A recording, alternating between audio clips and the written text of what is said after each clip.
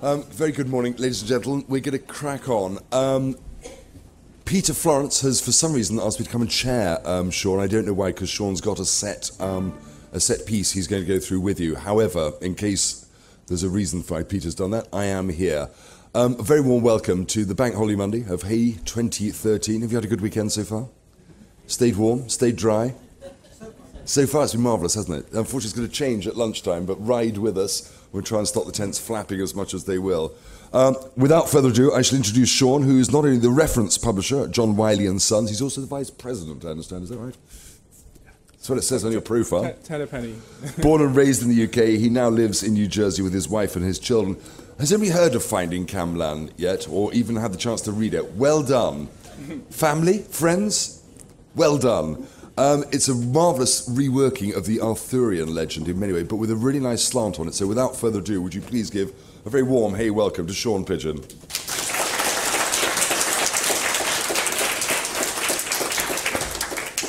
Thank you very much. Thanks for having me. Good morning. Just to make sure you're all awake at 9 a.m. on a Monday morning, we're going to start with a quiz. Yeah. So when I say King Arthur, what's the first phrase that comes into your head? Thank you. Round Table, Camelot? Anyone? Guinevere? Pub in Bermondsey. Excellent. Somebody going to say Monty Python? Yes. Yeah, Monty Python. Okay. Those things. Okay, I think most of the things you said are on that screen. So we all know and love these favourite Arthurian themes. What is it about King Arthur? What's so special about this story?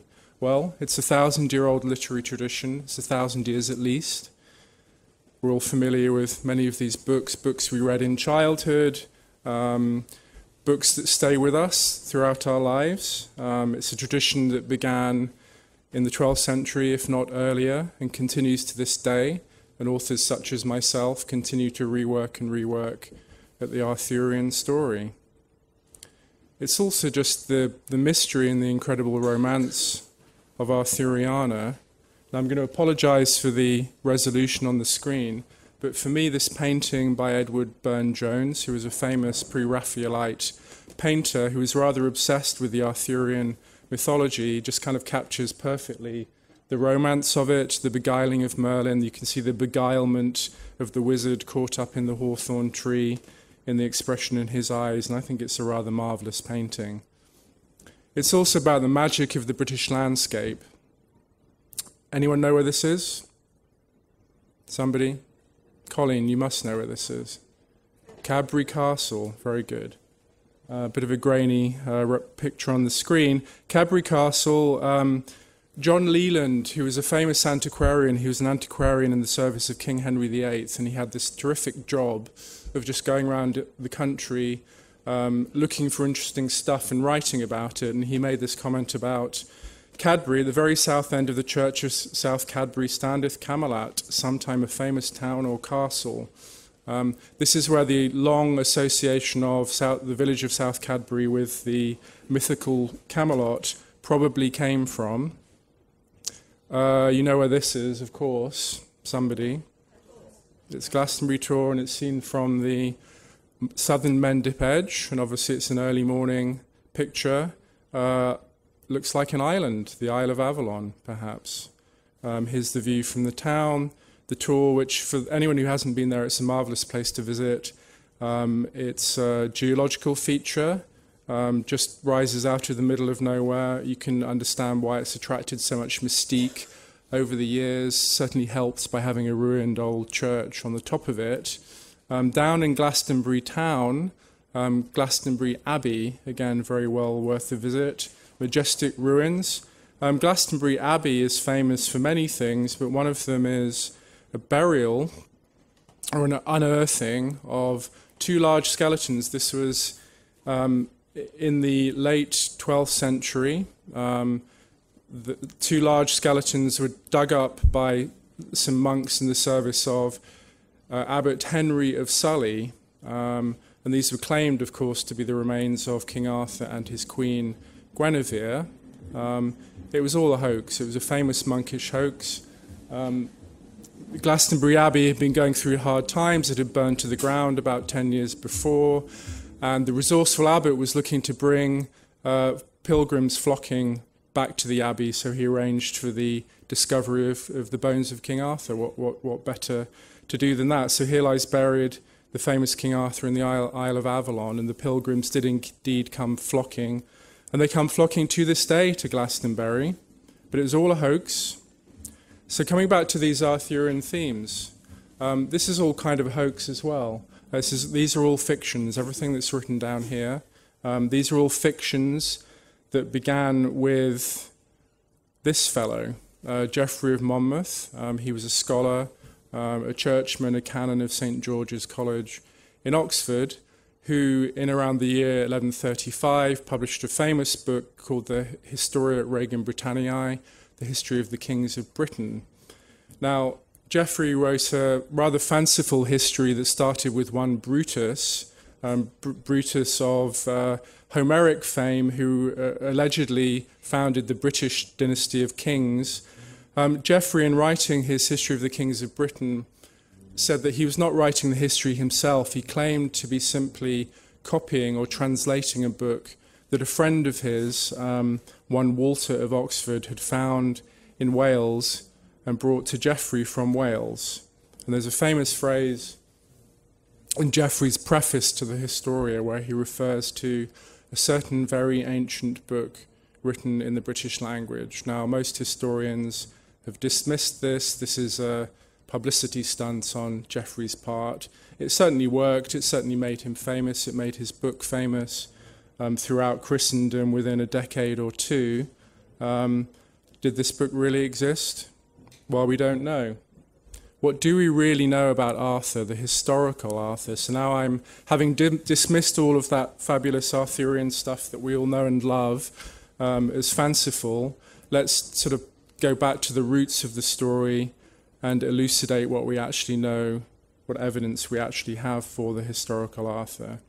So just briefly, a little bit of archaeological and historical context. But just drawn a timeline, perhaps not very clear up on the screen, but this is a 3,000-year timeline, beginning with the first contacts between Celtic-speaking peoples and the indigenous peoples of Britain around 1000 BC. There was a period of Celtic dominance corresponding roughly to the British Iron Age, then of course the Roman invasion and occupation over some 400 plus years. The Roman legions pulled out of the country around 407. And then this period that's been known colloquially as the Dark Ages, known as the Dark Ages, not because it was especially darker than any other period, but simply that there are very, very few historical sources from that period of time, certainly for Britain. And this is the time in which Arthur, the historical Arthur, has typically been supposed to have lived. This was an Arthur who was allegedly fending off the encroaching Saxons. He was leading kind of a British counter-revolution, if you like, for 50 years or so in the 5th century AD. And around that time, or possibly from even earlier, there was a very strong Welsh folkloric tradition of Arthur, which I'll also come back to. And then the Arthurian romance tradition, which was really founded by Geoffrey of Monmouth, and then the various French romancers, Chrétien de Troyes and others who followed in Geoffrey's footsteps and created this marvellous story of Arthur, including the Round Table and the Holy Grail, and again, all those themes with which we're so familiar. Just to set the stage, geographically, Britain around 500 AD, with the Saxon kingdoms beginning to form on the eastern side of the island, and all the old British Celtic-speaking kingdoms remaining in full force on the western side. But of course, over a period of a century or more, there was gradual encroachment from east to west, such that the Celtic speakers ended up basically confined to Wales, Cornwall, and Cumbria. What else do we know? Well, there's poetry. There's actually only one poetic reference from this poem called A Gododin, which was written probably around 600 AD. And this is referring to an Arthur who was a peerless warrior. So he was a warrior against whom no human warrior could be compared. He glutted black ravens on the rampart of a fortress, though he was no Arthur. There are, in quotes, historical sources. There's a famous compilation made by a monk called Nennius, the early 9th century, and it was in this compilation, the Historia Brittonum, that the famous 12 battles of Arthur were first written about, and perhaps the most famous of all of them was the Battle of Mount Badon, in which there fell in one day 960 men from one charge by Arthur. So what about Mount Badon? Was this a real battle? Well, there's some other evidence from another monkish writer called Gildas, sometimes called Gildas Sapiens, Gildas the Wise, and he's generally deemed to be a very reliable historical source. So we tend to believe what he wrote, but the problem with Gildas is that he wrote in this incredibly contorted Latin, so you can't actually understand what he's trying to say. So scholars have debated endlessly over the dating of the Battle of Mount Badon. If you read that last sentence there, it just makes no sense, so you can interpret that any way you want. But what it does say is there probably was a Battle of Mount Badon, but Gildas doesn't mention Arthur, and one would imagine that had Arthur been the battle leader that day, perhaps Gildas would have thought to have mentioned him.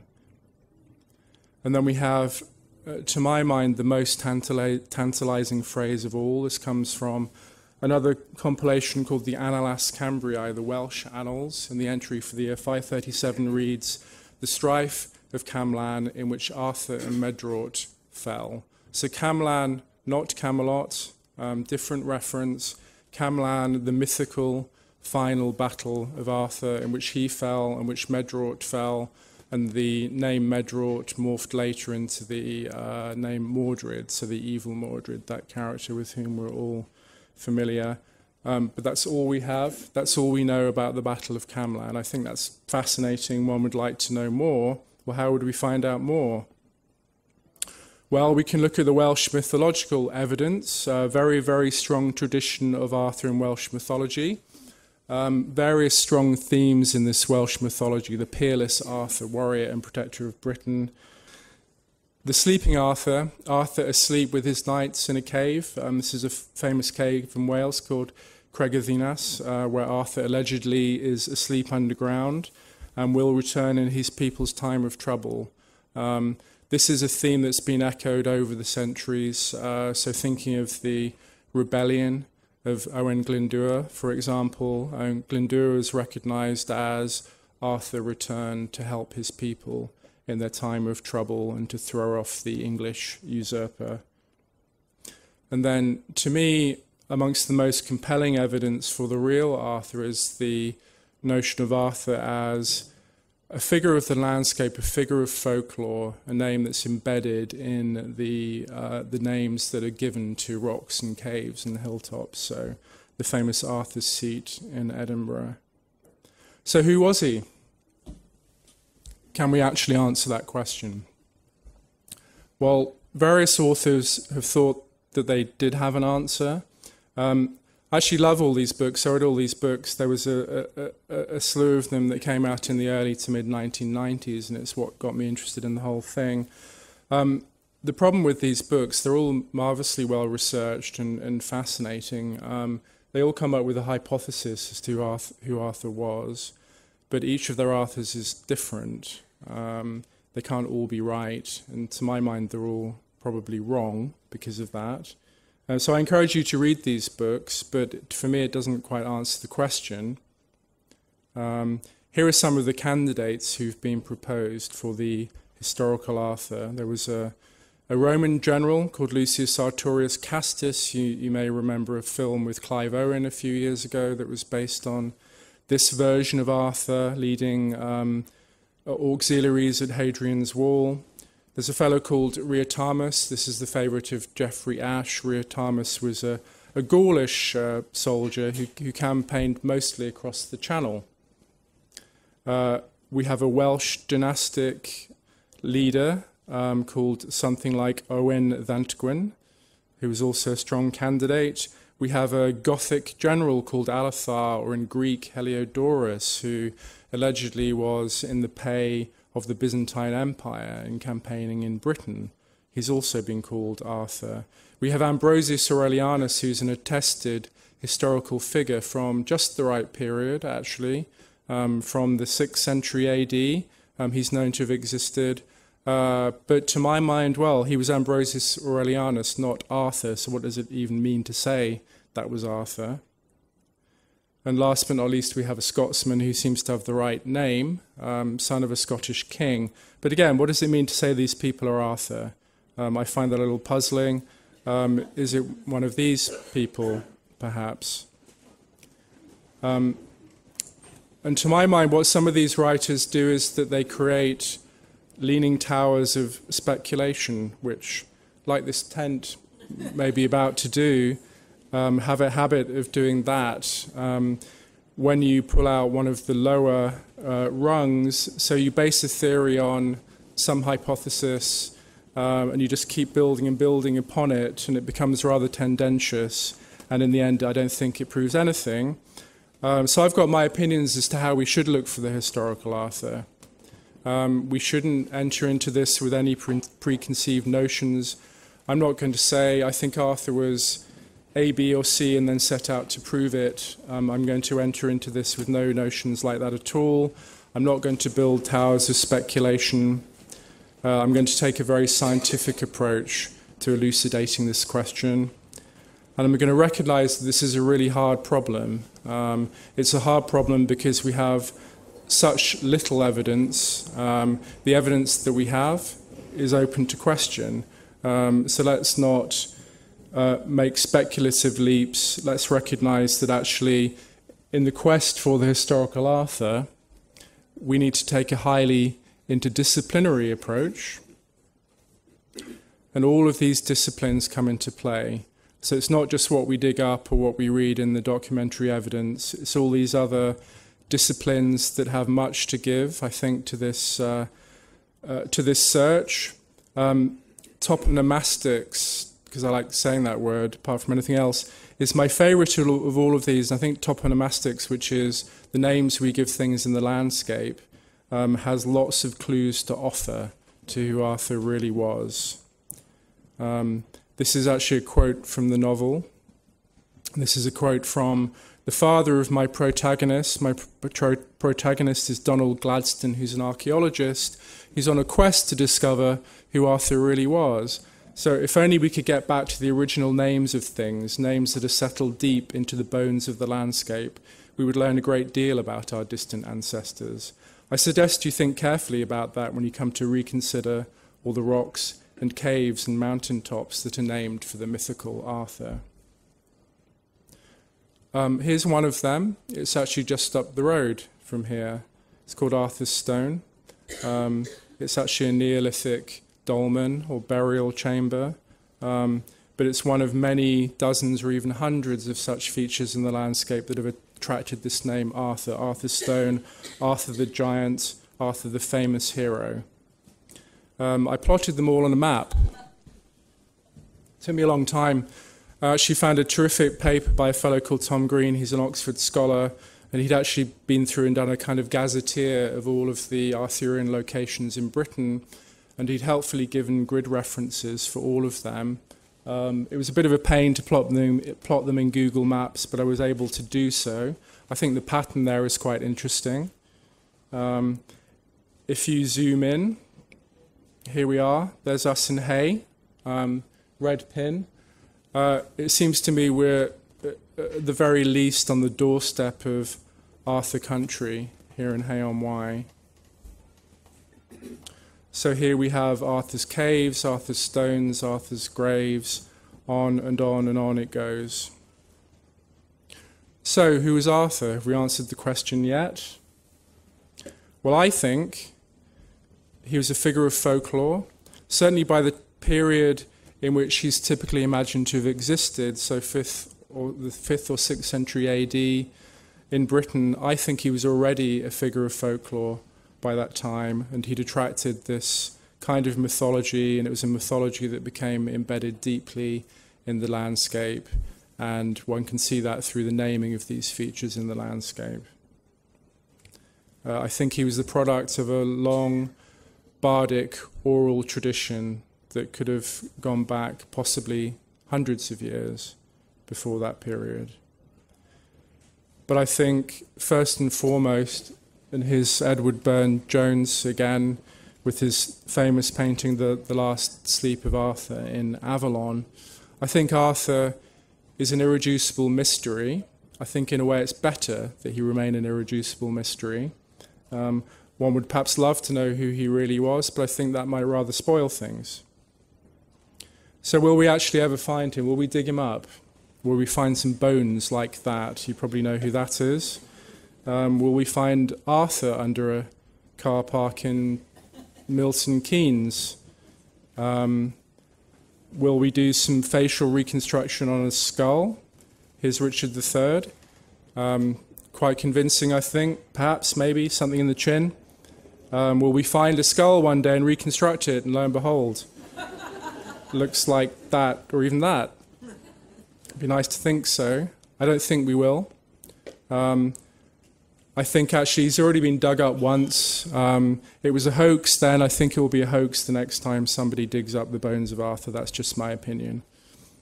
But one would like to find a way to reduce the irreducible. The way I did that was to write a story about it. So I resorted to fiction. And my fiction began with thinking about these famous books.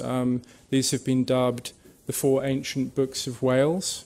They've got these wonderful names, the Red Book of Hergest, the Black Book of Carmarthen, and so forth.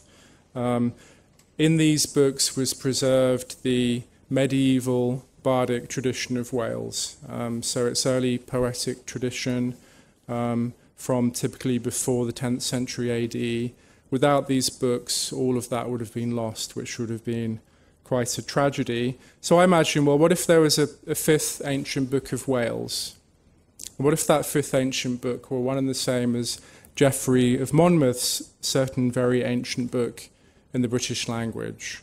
What might such a book indeed have contained? Where might it have been found? So I can't think of a better place to find a clue than in a second-hand bookshop in Hay-on-Wye. So some of you may recognise this, just down the road. So clues are found leading to a location. So where would we imagine that such an ancient book would have remained undiscovered for all these centuries? Well, I was out walking one day with some of my family, actually sat over here, and we happened upon this place. It's called Hergest Court. It's in the Welsh borders, just a little way north of here. You can probably see here, if I can point that out, here we are in Hay-on-Wye. Again, just up the road from here. And at Hergest Court was held for some centuries the famous Red Book of Hergest that I mentioned previously. So I imagined a place rather like that would be a good place to find Geoffrey's ancient book, the 5th ancient book of Wales. If we found it, what do we think it would contain? Well, as mentioned, I think it would contain, it would be the first time in writing, the first time that this ancient oral bardic tradition had been captured in writing. It's poetry, okay? The bards wrote or sung poetry, and I'm imagining a poetic story that refers to Arthur, and I'm imagining that that poetic story is echoed in the sources that are available to us now. So the way Geoffrey wrote about Arthur, I'm imagining him having had those ideas stimulated by what he found in his ancient book brought to him from Wales by his friend Walter.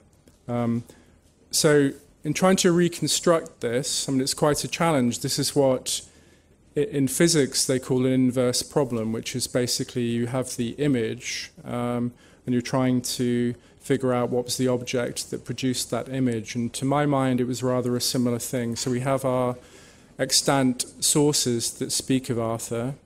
We have our poetic references. What do we imagine was the original tradition that gave rise to that? Yeah, that's really challenging. I was speaking to my agent at the time that I was just setting out on writing a poem to try and capture this tradition. She said, get yourself a bottle of whiskey and hide yourself away somewhere for a day or two and see what emerges. So that's what I did. Perhaps drank a little too much of it. The result of this, however, was a poem. I'm going to try and play you a recording of sections of this poem. Fiercely we battled them in those days, red against white. Fire scorched the mountainsides, rivers turned black with blood. Winds alone scattered the pleading death moans of their pale-winged god. Thence to the black water we came softly at dawn. Strong in battle, we slew eagerly with silent blade. Swift was the fate that felled our enemy that day. Awoken from sleep, their morning feast was bitter, sent by bright sword's edge to the dark river water. On a green hilltop we made our stand, spear tips trapping gold of sunset, bold herald of darkness and the dread that ensnared us. Arthur alone bore our courage on his shield, his ardour undiminished, our grim-blooded scourge.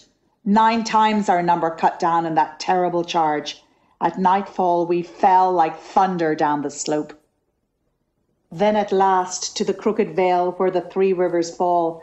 We strove for the heights, but they held us there, caught us at sun's falling, trapped at axe's edge. Grimly we gathered in close rank, certain of death. Crags raised red like bloodied fists above us, the distant water rushing, whispering, sighing. The river a wolf's head smile carved far below. In purest air we heard it in the thudding of our hearts, giant wing beats in the eastern sky. Our foe was upon us, white serpents circling, thirsting for the certain feast. Our champion Arthur stepping forward, the giant Madaract beckoned him to his doom.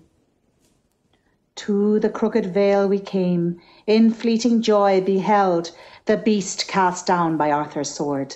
All saw him do it, heard the sighing of the wind, watched the dying of the evening light, as he too was felled by this creature's mortal strike. We bore him up to the highest cliff top, gate of the other world, laid him beneath a linden tree, the shield wood powerless now. The words unspoken on his lips, the life we saw still behind his eyes, no more than the trick of light and shadow on the rock. So if you want to know what that's all about, you have to actually read the book. And that's the end of my presentation. Thank you.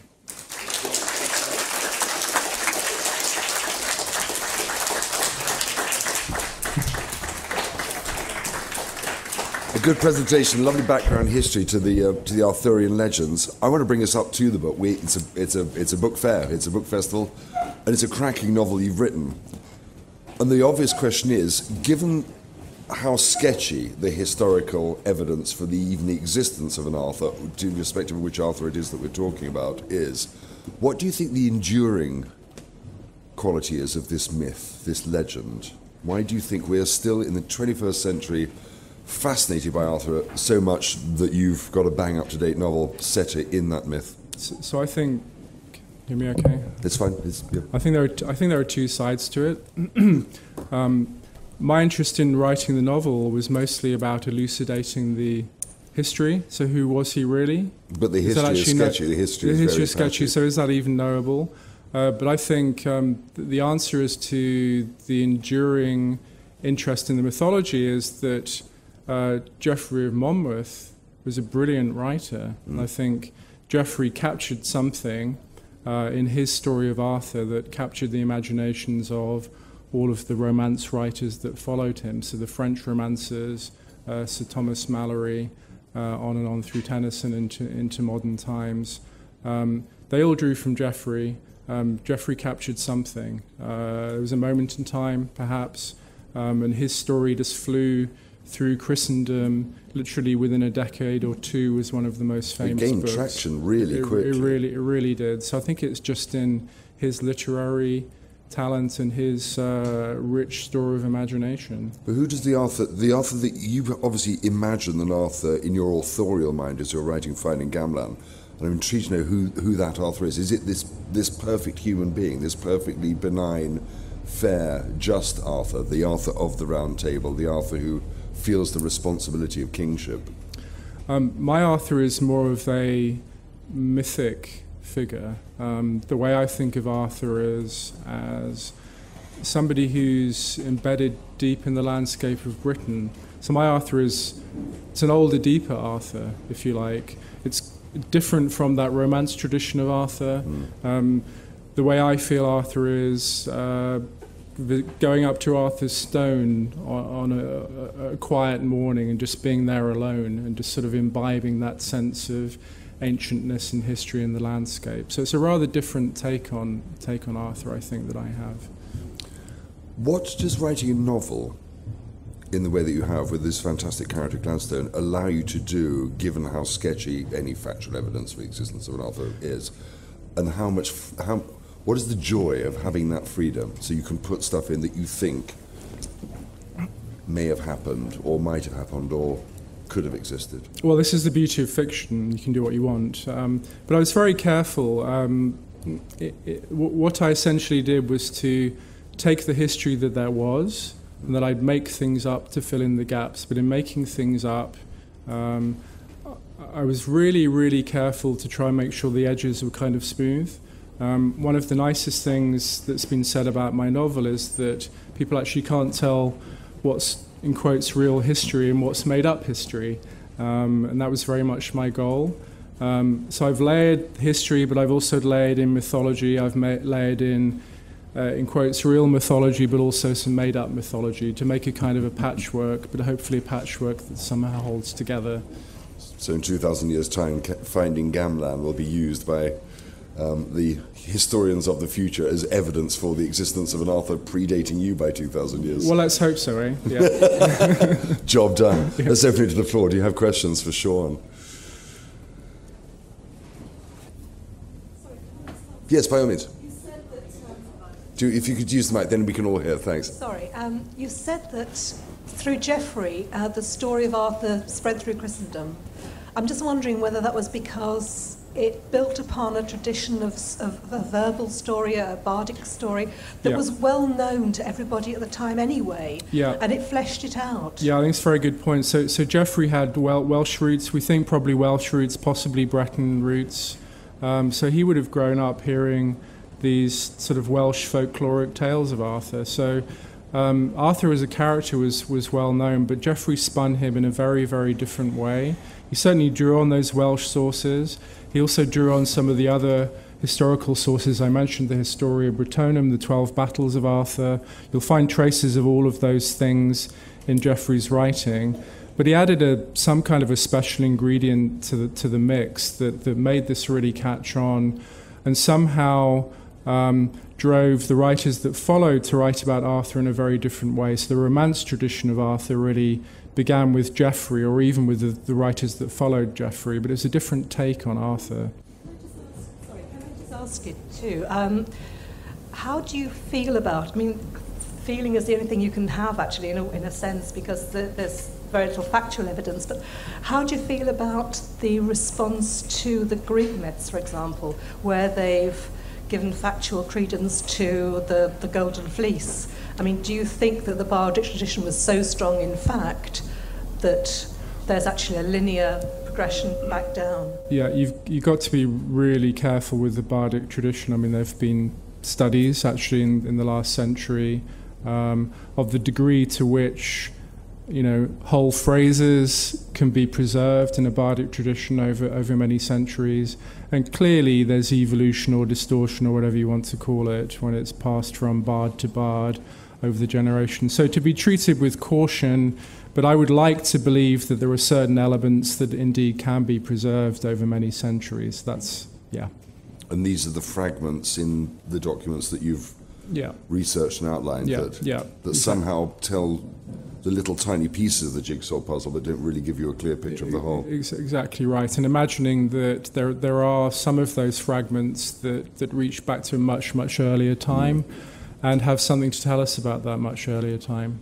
In an authorial mind, there's something incredibly tantalising and very seductive about that. 10 years ago, I wrote a book about Rennes-le-Château, if you heard about all the mythology around there. And a little bit like this, so much of what you were saying during your lecture, I found myself remembering from 10 years ago, when you think something's almost within touch, it's almost within sight, but you can only see it with your peripheral vision. You're never going to approach it head on. Yes. But isn't that what makes it so tantalising and exciting? I mean, of course. If we did dig him up, I mean, that would all be shattered. Exactly. Yeah. So let's hope that doesn't happen. But it's interesting that here in the 21st century, when we've all got Twitter and mobile phones and microwaves and that we still want to believe in an Arthur that almost certainly didn't exist, that almost certainly was a fictive creation, or was based on someone who then became, whose reputation became enhanced. A question at the back, please, in the red sweatshirt. If you'd just like to wait for the microphone, then everybody can hear us, because it is a slightly flappy tent this morning. And I hope none of the tents do fall down. We work very hard to keep them up. As a child growing up in partly Wales and partly in Derbyshire, and the enduring legend that almost as a child you believe, especially through reading the Mabinogion as a child in Wales, is almost history in my head. Yes. It's almost, and taught as well to me as history in Wales. Yes. There's that certain aspect of it, but because of the period of time I thought the story came from, could it be sort of like almost a political need for something for the people to believe in as well? And something, because it was just so well written at the time they needed it, but now that's why it's endured so well, and it's something that we relate to over and over again. Yes, I think so. This notion of Arthur as a hero who will return in his people's time of trouble is very powerful, and it's been very, very powerful, as you know, in Welsh history. I mentioned the Welsh rebellion of Owain Glyndŵr, predicated entirely on that kind of notion of, Merlinic prophecy actually was what drove Glyndŵr specifically. Yeah, very, very much so. There's also a strong element in the Christian tradition, of course, as well, with the second coming. There will be a saviour, there will be the rapture, we will all be rescued. Indeed, yeah. Please. They followed poetic tradition and found Troy. Did they try to find Mount Baden? It doesn't have to be Arthur back then, but maybe someone who got his name afterwards. Did they find Mount Baden? Did they find? I don't understand the question. If they found Mount who? Mount Baden. So, Mount Baden, right. Sure. So Mount Baden, this is the probably historical battle site that you're referring to, where there are all manner of theories as to where that is. And people have spent entire careers coming up with theories as to where that might be, whether it's Salisbury Hill on the outskirts of Bath, or Baddington Rings, or Badbury Rings. I think I got that wrong. And on. There are half a dozen at least possible sites. And yes, it's probably one of those, but we'll probably never know. Yes, please, madam. Is part of the power of the legend the fact that Arthur comes out of nowhere as an orphan and leaves no descendants? He's like the outsider who comes in the moment of need and rescues. Is that part of the romantic attachment to the legend? I think absolutely. I think there are many, many powerful themes that those brilliant medieval writers developed, and they would continue to work on them. And I think what you almost have to do if you're writing about Arthur is you have to bring something new to the tradition. It's almost a requirement, in the way that T.H. White brought something completely different. Right. It feels like you're not doing the right thing unless you're bringing a different angle on Arthur. Mm-hmm. Surely, please, sir. Surely the Baden itself is the one place that fulfills all the criteria for the site of Mount Baden, Baden in Wiltshire. And on the archaeological side, the archaeological digs at Cadbury Castle seem to confirm that there was something very important there, precisely at the date attributed to Arthur. Right. Well, Cadbury has been associated more with Camelot. And yes, indeed, there were famous excavations led by Leslie Alcock at Cadbury Castle that did indeed find evidence of fortification, some kind of a palace, if you like, from the right period. Sure, I'm just not sure that says about Arthur necessarily. Right. Yeah. We have a question here, I think. Yes, please. The book is actually not set in history, but it's set in modern day. I thought you might just want to mention a little bit about how your characters relate to that. So It's my wife asking me a quite difficult question. She's thrown you, hasn't she? Actually, no, it's quite a good question, actually. It is, you're not set, although aspects of the story are sort of set in history, it is very much in a present-day setting. You frame the story in I here and now. I thought what you're going to ask me is why are there no cell phones in the novel? You can answer that question if you want. I'll answer that one instead. It took me an awfully long time to write this book. I actually started thinking about it in the early 90s. I first set pen to paper in about 1995. I didn't have a cell phone then. There weren't any in Wales, I'm fairly sure. So I wrote it without cell phones, and then once written without cell phones, it just doesn't work anymore if you try and reintroduce them. Please. I didn't answer your question at all, Sharon. I'm sorry. But it's better that you asked it and it hangs out there. Please, yes. Of the 5 historical candidates that you put up on the board, do you have a preference for one of them in particular? I have a preference for none of them, actually. I think they're all fascinating characters. They're all, I'm trying to remember who was up there, but they're all real people. They're all attested historical characters. I don't believe any of them is Arthur, or again, I'm not sure what it means even to say that any of them was Arthur, because they perhaps lived at the right period, they perhaps had the right name, but to me they don't really meet the other criteria, so I would say none of them. Actually, my Arthur is a different beast entirely. Do you think if there had actually been a historical man such as this elusive King Arthur, we know a great deal more about him if he were all the things that history has suddenly accreted on him? Possibly. I mean, I think it's fair to say it was the, in quotes, Dark Ages. There are very, very few historical sources. There's much that we don't know. Maybe there'll be things that we discover in due course. It's the gaps between the fact that allow the fiction to happen. Exactly, yes, please. yes. We'll have one last question. One of the things that's always been fascinating to me about this is the possible locations of the places. So Camlann, obviously the Isle of Avalon, there's so many different possible locations for this. I'm sure you had ideas of where those places were when you were writing your book. Do you think that Geoffrey Watson had ideas when he was making his fictional version of the story about where those places were? Or was it mythological at that stage already? Yeah, well, some of those themes didn't enter into the story until after Geoffrey, actually. I think Geoffrey was a man who was full of ideas, absolutely bursting with ideas. And actually, in an earlier draft of the novel, I had a historical thread in which Geoffrey was a character. That thread didn't survive, probably rightly. But there was a scene in there where Geoffrey was actually smoking something late at night in his chambers. And I imagined him smoking some kind of weed. And that really helped him in his fanciful retelling of this story. So yeah, he was full of good ideas. Fiction through Hensbane. Yep. For I leave you, I'm going to read you 2 quotes on the back cover because they both come from authors who have appeared here at Hay, and both of whom I've interviewed over the times actually. But they nail what Sean's fiction has done. Ian Pears, who's the author of An Instance of the Finger Post, writes, "Finding Camlann is a lovely book, simultaneously an emotional and historical journey. It finds new things to say about the legend of King Arthur and says them in a touching and compelling contemporary tale of love." If that doesn't force you to buy it, this may. It's by Matthew Pearl, who wrote The Dante Club, of course. Sean Pigeon has given us an experience so rich and engrossing that attempts to slow my reading to savour the novel longer were foiled by the fact that I couldn't put it down. If you're not already excited by the fascinating legends and vibrant scholarship around King Arthur, you will be once beginning Finding Camlann. 2 very fine commendations, and Sean's worthy of them. It's taken you the best part, I think, of 20 years to write this book.